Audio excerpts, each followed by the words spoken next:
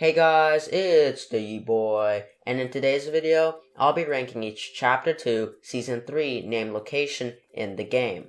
My rankings are based off of public matches, so for arena games and tournaments, this list will definitely be a bit different. Make sure to also comment how you would have ranked these locations in the comments section below. But before we get started with the video, YouTube told me that 99.4% of you guys who watch my videos are not subscribed. I'm trying to reach 10k subs by the end of the year, so it would help out a lot if you guys could drop a sub. Anyways, without further ado, let's get started with the video. In the number 13 spot, I play Steamy Stacks. Before this season, I never really liked Steamy Stacks, but this season made it even worse for this location. First of all, half of this location is covered in water, meaning there are now only 14 chests in the area. And since half of the location is covered in water, it's also quite hard to loot the area in a quick manner. What makes things even worse is its location on the map and the lack of mobility. Steamy Stacks used to have a helicopter spawn right next to it on the yacht, but ever since the season started, the yacht was removed from the area, meaning the quickest way to travel to Zone is to take the nuclear reactors and run on foot for the rest of the way. As the water drains, this location could get better, but at the current moment in time, this is the worst location in my opinion. In the number 12 spot, I place Retail Row. Ever since Chapter 2 started, this location has become quite irrelevant if I'm being honest. It's really far out from the center of the map and has no rotation whatsoever.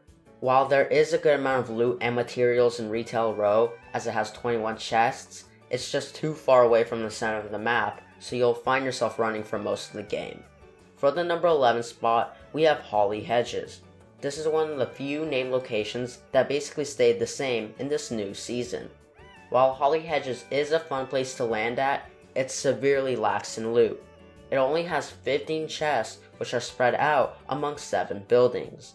There's also not a lot of transportation in the area, which can sometimes make it difficult to get to Zone. However, one great quality of this location is the ease of getting wood. There are bushes all around the area which allow you to get max wood quicker than in any other location. While I do like landing at this POI, the low amount of loot and transportation in the area makes it a mediocre place to land at. In the number 10 spot, I play Salty Springs. Now this used to be one of my favorite locations to land at throughout all of Fortnite. However, Chapter 2 has significantly worsened this location. In Chapter 1, houses had underground areas with a bunch of chests, but now Salty Springs only has 8 chests. This location also doesn't have any modes of transportation, but it is in the center of the map, which means you probably won't be having to travel a long way to Zone anyways. One major plus of this location, however, is the nearby Slurp Truck. It instantly grants you 100 shield or health, which is obviously quite epic. Overall, Salty Springs lacks the loot for it to be a great location, but it is kind of saved by its great placement on the map. In the number 9 spot, I place CATTY Corner. This is a completely new location that was added in this season that is the home to the Mythic Kids Charged Shotgun and Shockwave Launcher. And while this might seem like a great place to land at, the loot here is terrible. Although there is a vault here, there are only 10 chests in the area. It's also very annoying to loot the area, as it is an extremely open POI, which makes it very easy for the henchmen to completely laser you. Rotation-wise, this isn't too bad of a location as a helicopter does spawn on the campsite nearby. While this is a pretty fun place to land at due to the sheer chaos, if you're playing for the win, the only reason you should be landing here is if you want the mythic weapons that are dropped at this location. In the number 8 spot, I place Frenzy Farm. Ever since this location got added, Frenzy Farm has been one of my favorite places to land at due to its abundance of loot and materials. It was also one of the easiest places to loot. However, ever since the season started, all of this changed. Now, parts of the farm are separated by large moats, which often have sharks lurking in them. This makes it harder to fight and to loot in the area.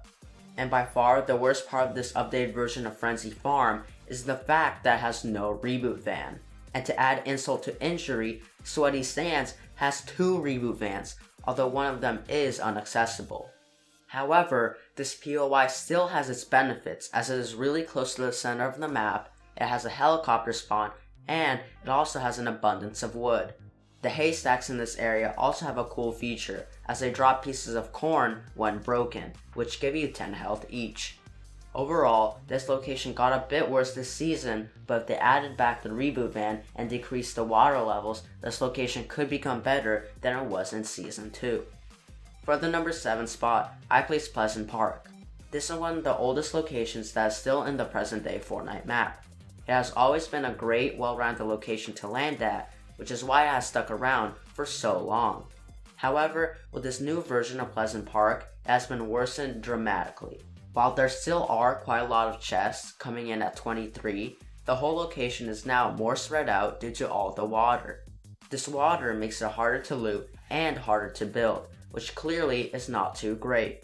With this new update, they have also removed the helicopter spawn, meaning there are now less vehicles in Pleasant Park, which is not great either. Pleasant Park will most likely keep on getting better as the water keeps draining, but for now, this POI is definitely not as good as it used to be. In the number 6 spot, we have a Rickety Rig. At the moment, this is just a group of a couple of small islands. However, the loot here is quite insane. Rickety Rig has a vault and a total of 41 chests, which is tied for the most amount of chests at any location.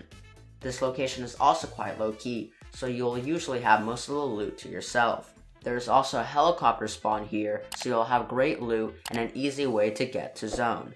While all of this is good, the main reason I didn't place it any higher is because the islands are spread quite far apart, so the looting process won't be too quick.